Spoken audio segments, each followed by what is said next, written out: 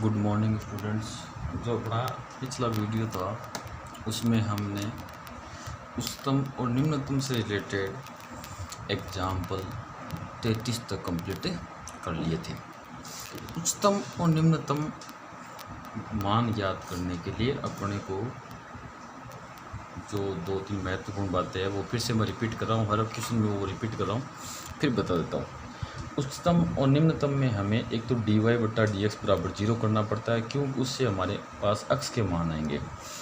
x के उन मानों पे ही फलन आपका उच्चतम होगा या निम्नतम होगा। तो अब बिंदु ज्ञात करने के पश्चात हम क्या करते हैं, d²y/dx² निकाल कर उसमें वो बिंदु रखते हैं।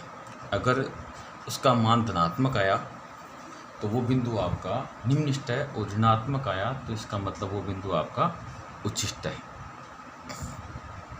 तो इससे हमें पता चल जाता है कि कौन से बिंदु x के किस मान पे उच्छिष्ट होगा और किस मान पे निम्निष्ट होगा। फिर हमें उच्चतम मान ज्ञात करना हो तो x का वह मान हम दिए गए क्वेश्चन में या उसको हम बोलेंगे फलन में रखेंगे, उससे जो मान प्राप्त होगा वो उच्चतम हो जाएगा। यदि आपका x निम्नतम है तो वही x का मान जो दिया गया क्वेश्चन है यानी फलन है उसमें रखेंगे तो हमें निम्नतम मान प्राप्त हो जाएगा। अब आपका एग्जाम्पल 34 वो कह रहा है, निम्नलिखित फलनों के निरपेक्ष उच्चतम तथा निरपेक्ष निम्नतम मान उनके सम्मुख दिए गए अंतरालों में ज्ञात कीजिए। तो पहले तो अपने को ये पता होना चाहिए निरपेक्ष उच्चतम और निरपेक्ष निम्नतम होता क्या है। तो देखो, जब आपको बेसिक बातें बताई थी तब ये चीज़ बताया था। मान लो आपका फलन यहाँ से स्टार्ट होकर यहाँ तक चलता है, तो इसमें जो 3 उच्छिष्ट है 1, 2, 3 और 2 निम्निष्ट है, तो इन पांचों में जो सबसे ज़्यादा मान है वो कहलाता है आपका निरपेक्ष उच्चतम, वो एक ही होगा। और जो सबसे कम मान है वो कहलाएगा आपका निरपेक्ष निम्नतम। यानी आपका एक ही उच्चतम होगा और एक ही निम्नतम होगा। वैसे तो उच्चतम बिंदु बहुत होंगे, उच्चतम मान भी बहुत होंगे, लेकिन उन सभी मानों में जो सबसे ज़्यादा मान है वो आपका निरपेक्ष उच्चतम कहलाता है। निरपेक्ष निम्नतम में देखो यहाँ 2 है, आपका निम्नतम 2 है, लेकिन निरपेक्ष निम्नतम इनमें से एक ही है। एक कौन सा, जिसमें सबसे कम मान है वो आपका निरपेक्ष निम्नतम कहलाता है। तो इस प्रकार के सवालों में हमें 2 बार अवकलन करने की ज़रूरत नहीं है। क्यों? क्योंकि हम क्या करेंगे कि अपना पता कर लेंगे भाई कौन कौन सा बिंदु है जिस पे आपका उच्चतम, ये कौन कौन सा बिंदु है जिस पे आपका dy/dx बराबर क्या हो रहा हो, 0। यानी dy/dx बराबर हम 0 करके हमारे पास जो बिंदु आएंगे वो बिंदु और एक अंतराल की ये बिंदु -2 और 2, इन सब पे हम क्या करेंगे, मान निकालेंगे। जैसे मान लो हमारे x, इससे x का मान 1 आया, जैसे 0 आ गया, एक तो 0 हो गया, एक -2 हो गया, एक 2 हो गया, 3 मान हो गए। तीनों पे हम फलन का मान निकालेंगे। फलन का मान निकालने पे जो सबसे कम मान होगा वो निरपेक्ष निम्नतम कहलाएगा, जो सबसे ज़्यादा मान होगा वो निरपेक्ष उच्चतम कहलाएगा। ये जब हम क्वेश्चन करेंगे तब अपने को बेटर समझ में आएगा। देखो कैसे करते हैं। तो हमें इसका ए पार्ट दिया हुआ है f(x) बराबर x³ और अंतराल आपको दिया हुआ है -2 से 2। तो सबसे पहले हम इसका अवकलन करेंगे x के सापेक्ष, यानी अपन टर्निंग पॉइंट निकालेंगे। टर्निंग पॉइंट का मतलब वर्तन बिंदु यानी चरम बिंदु निकालेंगे। तो x के सापेक्ष अवकलन करने, अवकलन किया तो ये हो गया आपका f(x) बराबर 3x²। अब हमें मैक्सिमम और मिनिमा के लिए इसको 0 के बराबर करना पड़ेगा। यही आपका dy/dx ही होता है f(x) for maxima and minima. f(x) = 0, यानी यहाँ से 3x² बराबर 0, 3 का भाग देंगे तो x² बराबर 0 आ गया। इसका मतलब x बराबर 0 गया। तो अपने पास एक तो आ गया x बराबर 0। निरपेक्ष और उच्चतम और निरपेक्ष निम्नतम में अपने को ये प्रोसेस अप्लाई करनी है, यानी उसमें 2 बार अवकलन जैसे हम करते हैं वो करने की ज़रूरत नहीं है। तो अब अपने पास एक तो x बराबर 0 हो गया, एक -2 और एक 2, इन तीनों पे फलन का मान ज्ञात करते हैं। तो इसलिए बिंदु x बराबर -2, 0 और 2 पर फलन के मान।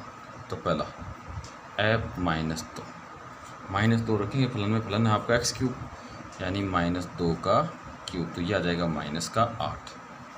फिर एफ 0 रखा तो कितना आ जाएगा आपका 0। फिर एफ 2 रखा जाएगा 2 का क्यूब यानी 8। अब इन तीनों मानों में देखो -8 सबसे कम है और +8 सबसे ज़्यादा है। तो आपका ये -8 है, ये तो हो जाएगा निरपेक्ष निम्नतम, और ये +8 है वो जाएगा आपका निरपेक्ष उच्चतम। बस यही पता करना है, इतना ही। तो हम कह देंगे अतः x बराबर -2 पर निरपेक्ष निम्नतम मान -8 तथा x बराबर 2 पर निरपेक्ष उच्चतम मान 8।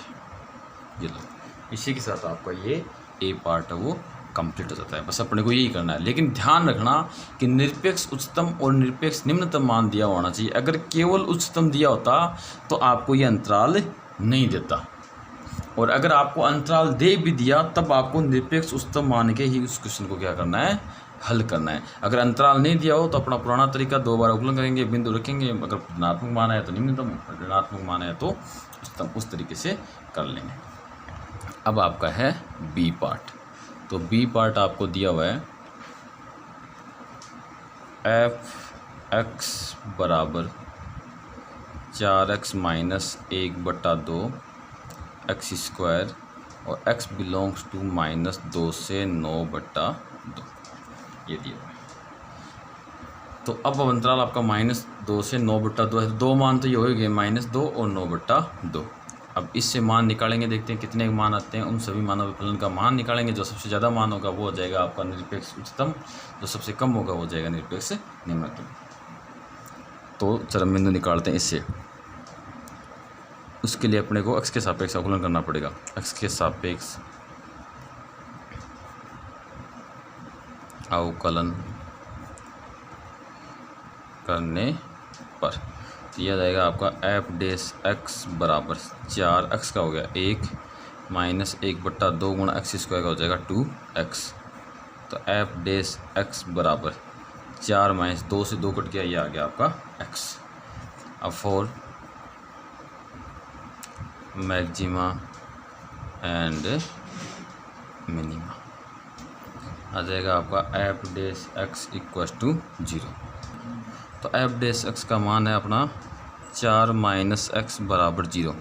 तो x बराबर कितना आ गया, 4 आ गया। तो अपने पास एक तो x का मान कितना आ गया, 4 आ गया। एक -2 है, एक 9/2 है। एक विशेष चीज़ और ध्यान रखनी है, जो x के मान वही लेने हैं जो इस अंतराल के बीच में। जैसे मान लो एक x का मान यहाँ 5 हो रहा था, तो 5 इस अंतराल में नहीं है तो हम 5 पे नहीं लेते, हम वही मान लेंगे जो इस अंतराल के मध्य हो। तो हम कहेंगे इसलिए बिंदु x बराबर -2, 4 और 9/2 पर फलन के मान। तो आपका फलन हमने लिख लिया f(x) बराबर 4x - 1/2 का x²। तो पहले निकालते हैं हम f -2 पर।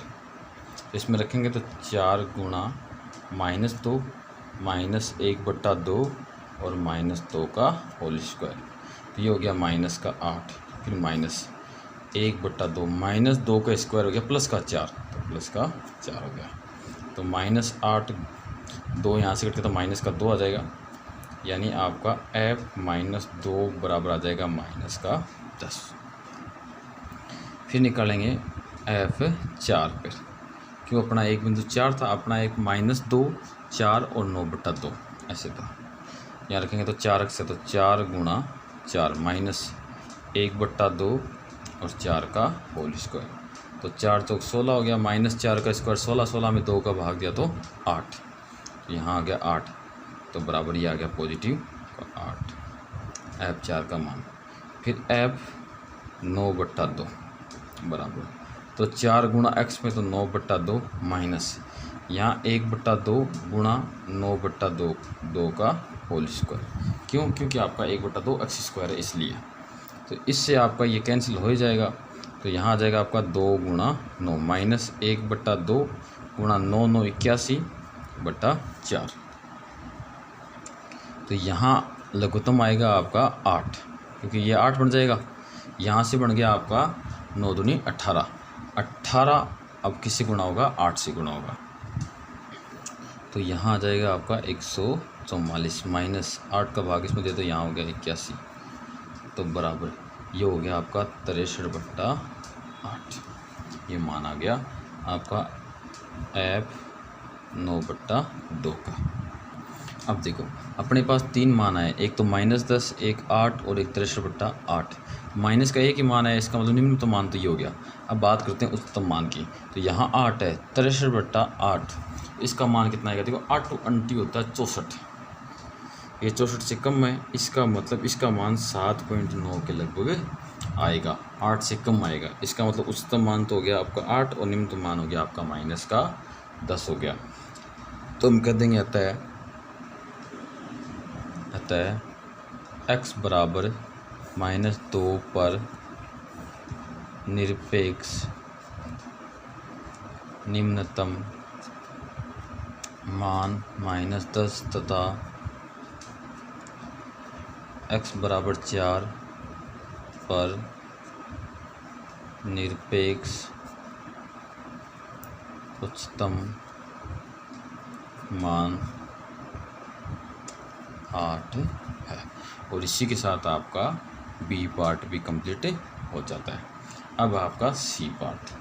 तो सी दिया हुआ आपको f(x) बराबर x - 1 का होल स्क्वायर प्लस 3, और आपका x बिलोंग्स टू दिया हुआ है -3 से 1, यानी 2 बिंदु हो गए -3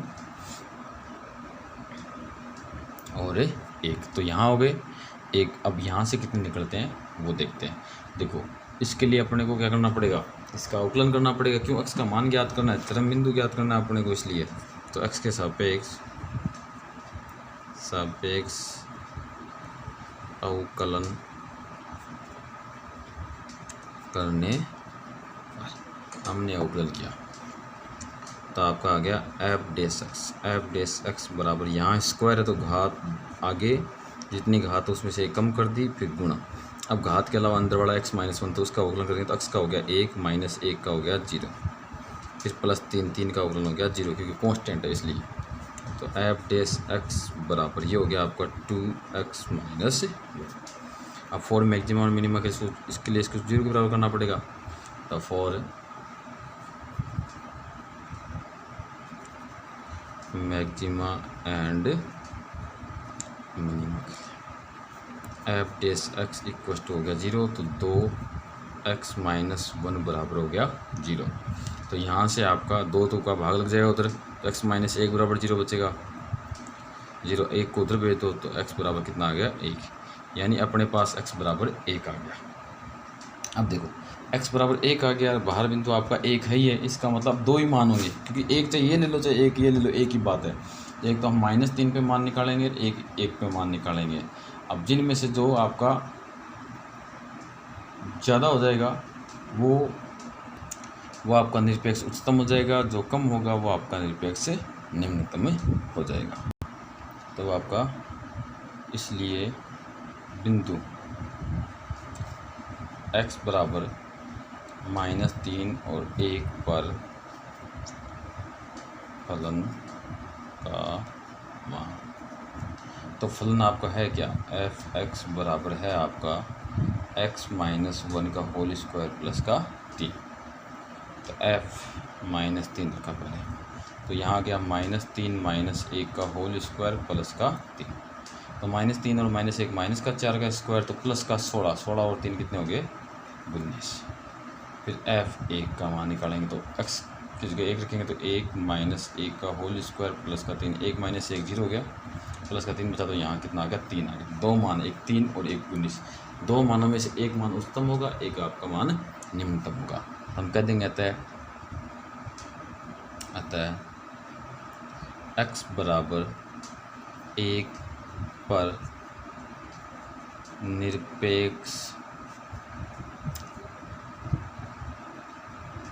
निम्नतम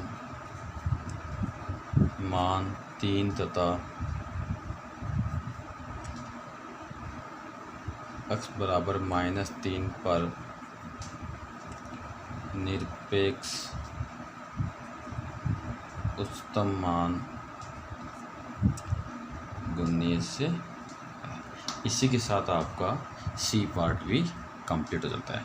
अब है आपका डी पार्ट। तो डी पार्ट में भी अपने को ऐसे ही करना है। सबसे पहले तो हम टर्निंग पॉइंट निकालेंगे, यानी जहां आपका dy/dx होता है उस कौन से मान पे होता है, x के किस मान पे वो होता है। तो हम dy/dx को 0 करके और x का वो मान ज्ञात कर लेंगे। तो एक तो बिंदु हो जाएगा, एक आपका अंतराल बड़ा हो जाएगा। तो अब आपको d दिया हुआ है f(x) बराबर sin x प्लस का cos x, ये है। और अंतराल दिया हुआ आपको x बिलोंग्स टू 0 से पाई। तो यहाँ से पहले हम क्या करेंगे, f(x) को 0 के बराबर करके x का मान ज्ञात करेंगे। तो x के सापेक्ष अवकलन करने पर, अवकलन किया तो f(x) बराबर sin x का तो हो गया cos x, और cos x का हो गया माइनस का sin x, ये हो गया। तो फॉर मैक्सिमा एंड मिनिमा के लिए आपको क्या करना है, f(x) बराबर 0।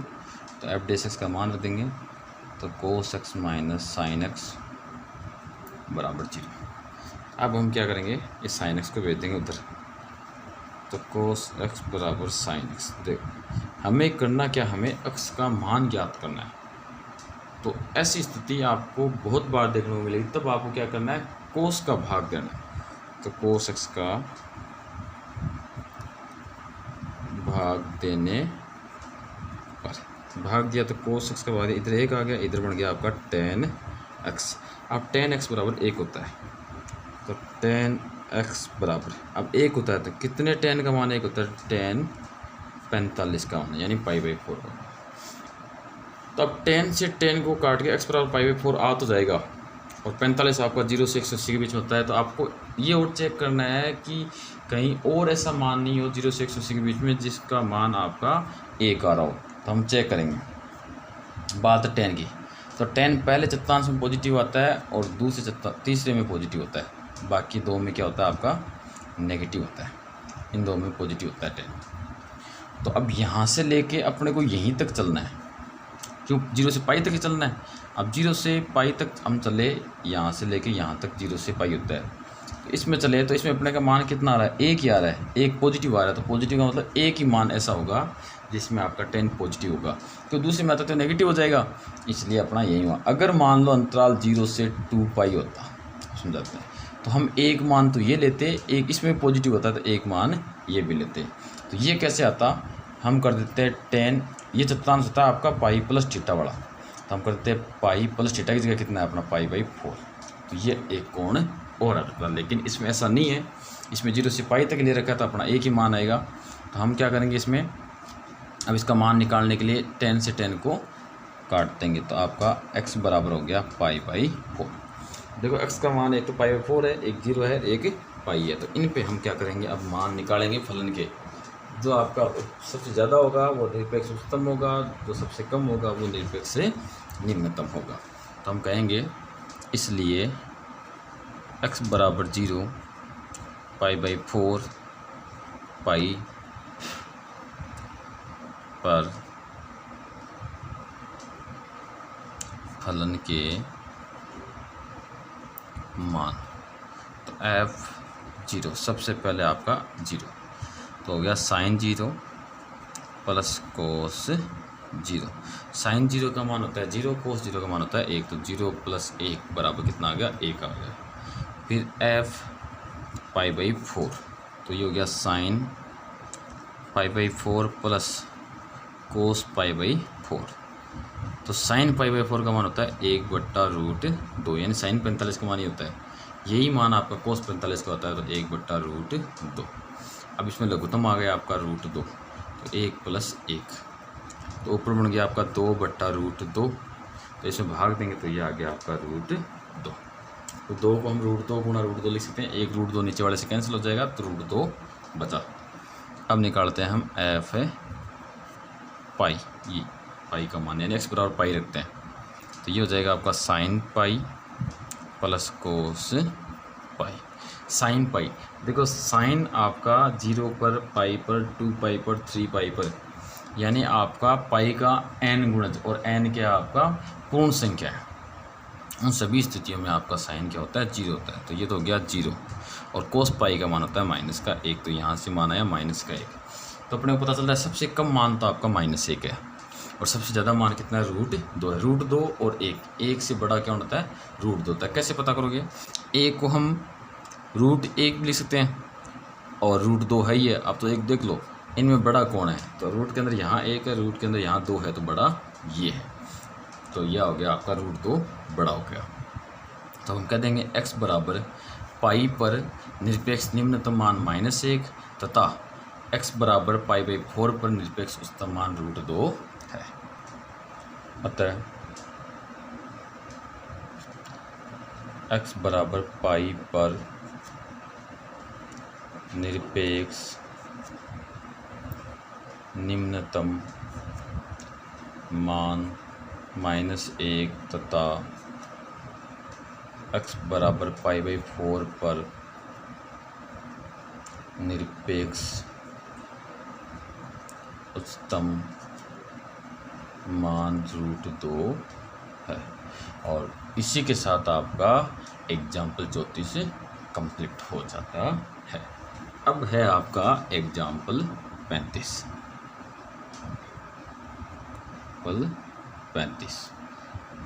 तो एग्जाम्पल 35 कह रहा है, ऐसी दो धनात्मक संख्याएं x तथा y ज्ञात कीजिए, जो इस प्रकार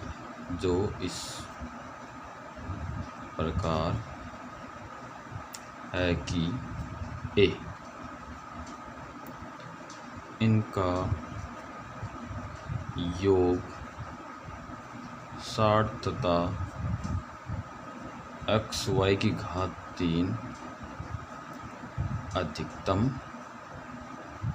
है। b इनका योग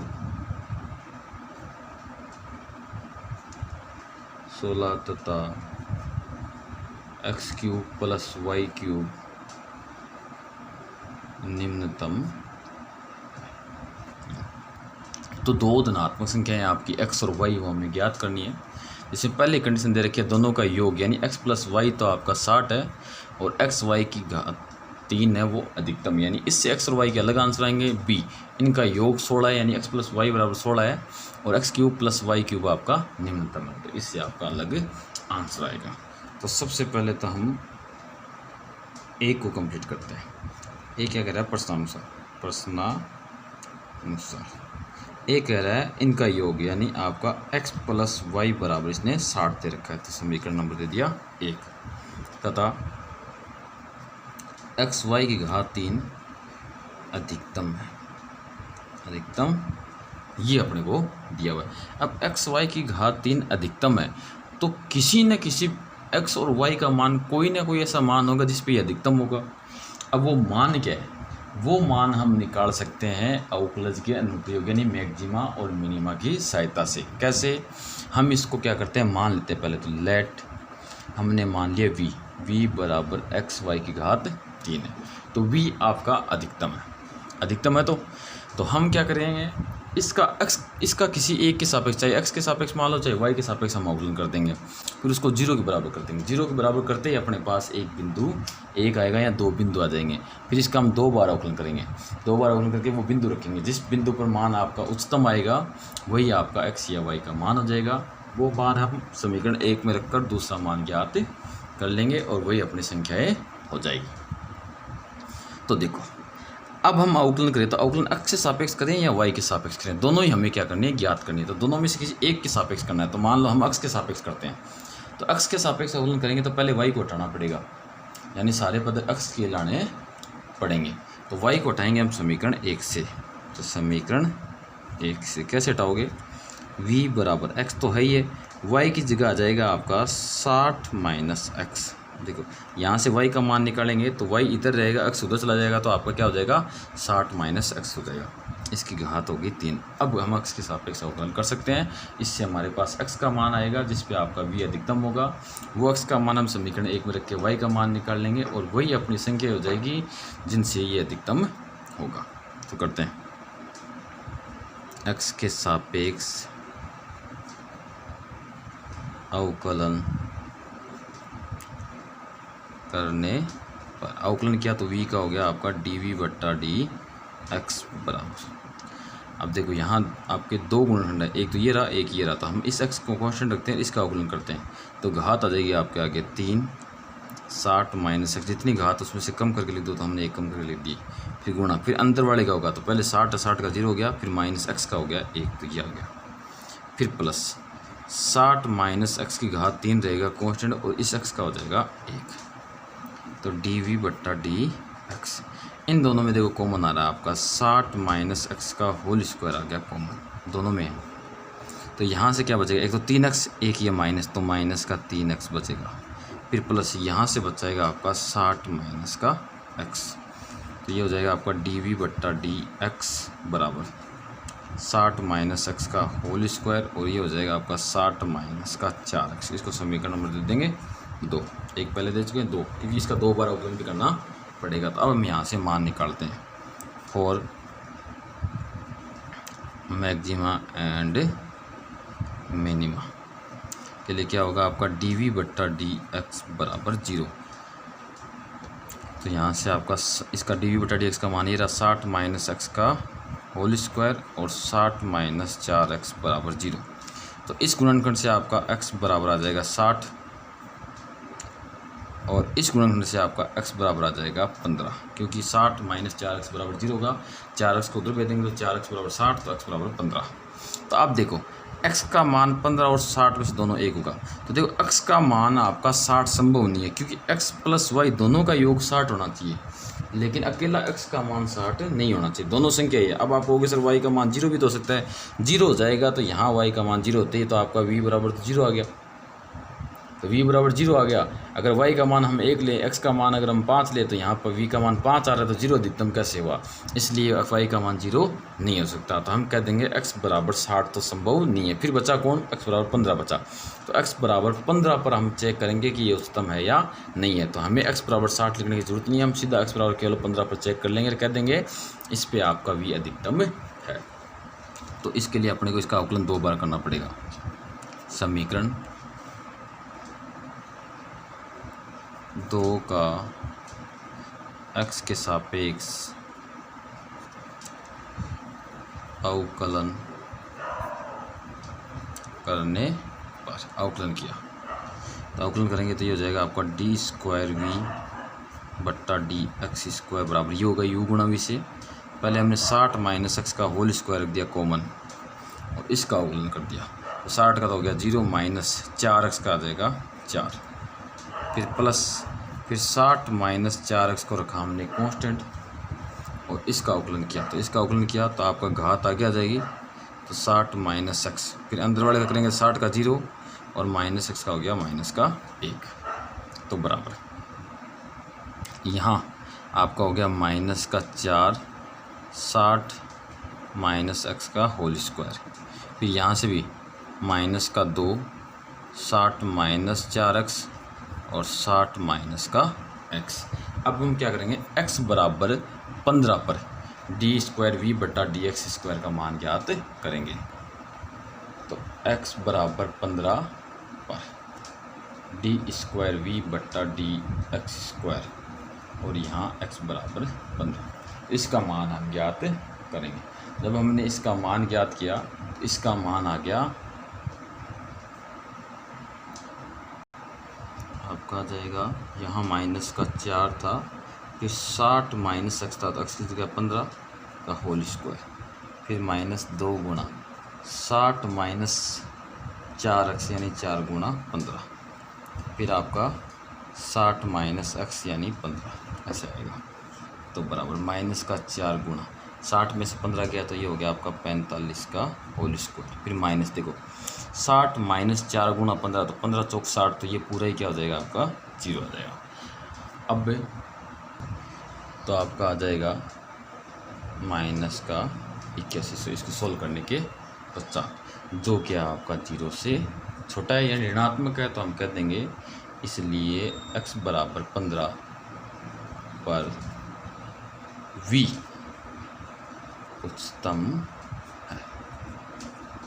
उच्चतम है या ऐसे भी कह सकते हैं x बराबर 15 आपका उच्चतम बिंदु है। तो x बराबर 15 हो गया। आप समीकरण